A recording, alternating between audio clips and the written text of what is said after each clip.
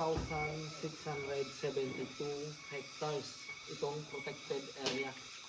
At ang Bulusan Lake, andito sa mapang ito. Nasa 335 meters above sea level ang elevation ng Bulusan Lake. Tatlo ang lake dito. Ang dalawa ando sa taas. Makikita naman siya sa pamamagitan ng mountaineering activities papuntang Mount Bulusan. Kasi dati activity namin ito dito, si Mount Bulusan. Mountaineering activities. 2 days and 1 night ang akyat namin dito. Dito kami nag-i-stay sa pangalawang lake. Agingay Lake ang tawag dito.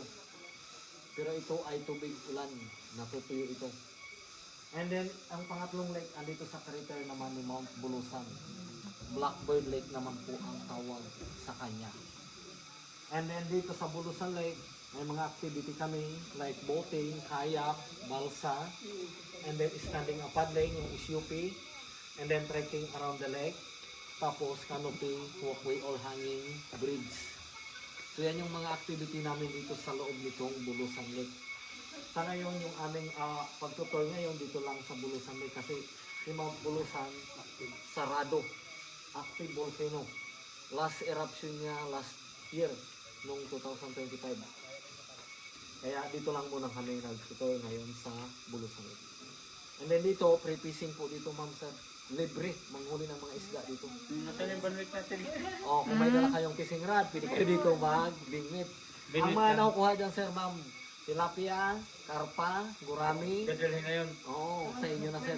Kahit ilang kilo ang huli mo. Oh, Basta kunin mo na. libre. Kunin mo Oo. na kayo. May mga igat din dyan, hito, at saka mga hipon, and then mga crabs. Kasi ito ay fresh water.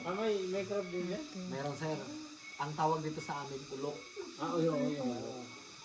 Fresh water ito, tubig tabang. Ang tubig nito ay nanggagaling sa kabundukan na yan. Saan kami mabibinit dito? Dito, kahit saang area dyan sir, pwede. Oo. Sa gitna, sa gilid, may mga tumbang kahoy, doon ka pumisto, huwag ka lang papalaglag. Baka ikaw ang mahuli. Walang sawa dyan. And then dito, Mayroon dito. marami dito sir. Meron Tama? dito. Meron dito Ahas. mga ahas dati. Oo, dami. Maliliit. Mga monkey, kung minsan diyan. Meron Dalawang dito. klase ang monkey dito sir ma'am. Nagsasalita yung isa hindi. Pero bihira lumabas ano? Yung isa nandito sa harap nyo.